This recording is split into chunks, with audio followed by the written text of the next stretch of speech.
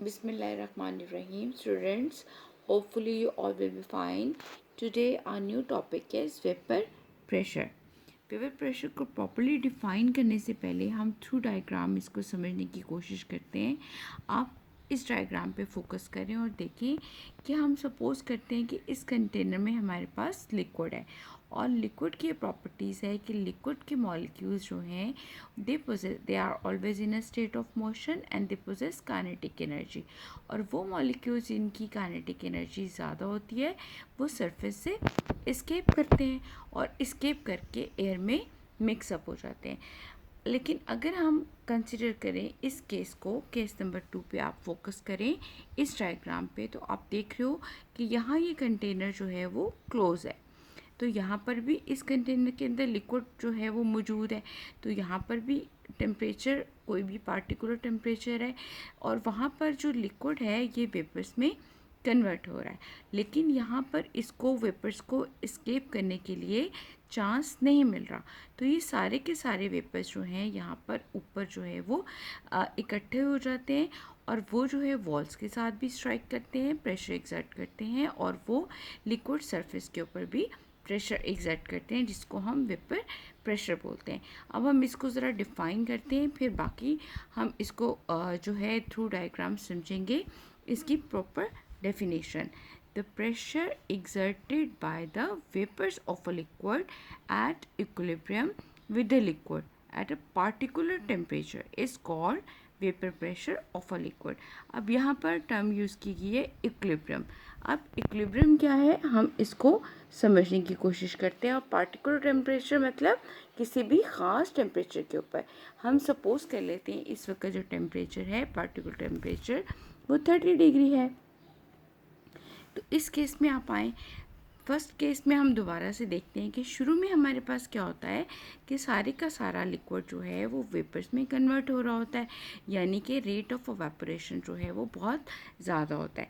फिर हम एवेपोरेशन का ऑपोजिट भी पढ़ के आए हैं, रिवर्स पढ़ के आए हैं कि एवेपोरेशन वेपर्स जब दोबारा से वेपर से कंडेंस होकर लिक्विड स्टेट में आते हैं तो उसको हम कंडेंसेशन बोलते हैं. लेकिन इस स्टेट में शुरू में रेट ऑफ एवेपोरेशन जो है वो ज़्यादा होता है और कंडेंसेशन जो है वो कम होता है. यहाँ जो मैंने ब्लू सर्कल्स दिखाए हैं दैट रिप्रेजेंट कर रहे हैं आपके वेपर्स को, और यहाँ जो मैंने ब्लैक सर्कल दिखाए हैं ये उन वेपर्स को बताया गया है, दिखाने की कोशिश की है जो कि कंडेंस हो रहे हैं. और इस स्टेट में भी आप देख सकते हो कि रेट ऑफ एवेपोरेशन जो है वो ग्रेटर होता है रेट ऑफ कंडेंसेशन से.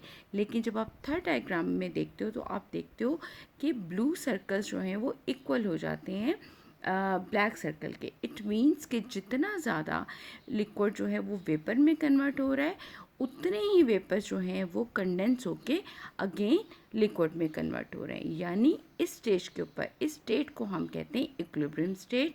और चूंकि ये दोनों जो हैं वो प्रोसीजर जो हैं, प्रोसेस जो हैं वो एट द सेम टाइम हो रहे हैं but in a opposite direction like this, कि लिक्विड जो है वो वेपराइज होके वेपर्स में और वेपर जो है वो दोबारा से कंडेंस होके लिक्विड में कन्वर्ट होता है. तो इस स्टेट को हम बोलते हैं डायनामिक इक्विलिब्रियम. और अब थ्रू दिस ऑल जो है वो डायग्राम्स हम इस डेफिनेशन को अगेन जो है वो डिस्कस कर लेते हैं कि ये वो प्रेशर है जो कि लिक्विड के वेपर्स एक्सर्ट करते हैं at equilibrium.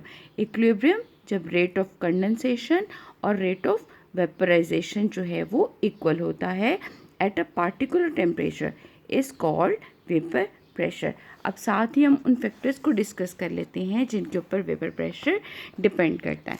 Nature of a liquid.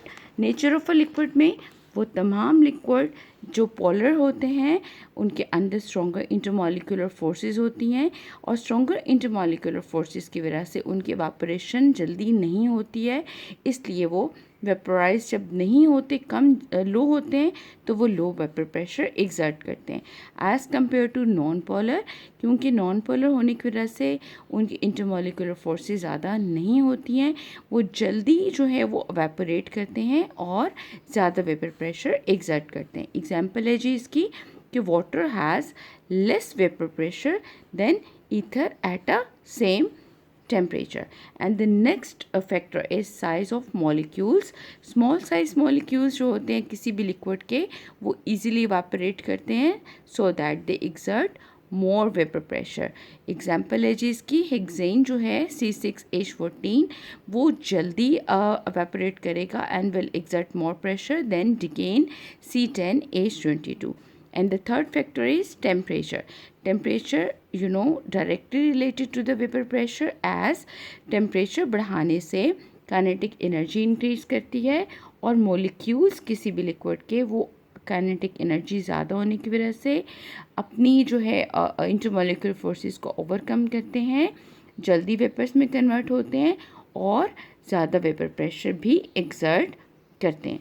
तो जितना ज़्यादा टेम्परेचर होगा उतना ही ज़्यादा वेपर प्रेशर भी होगा.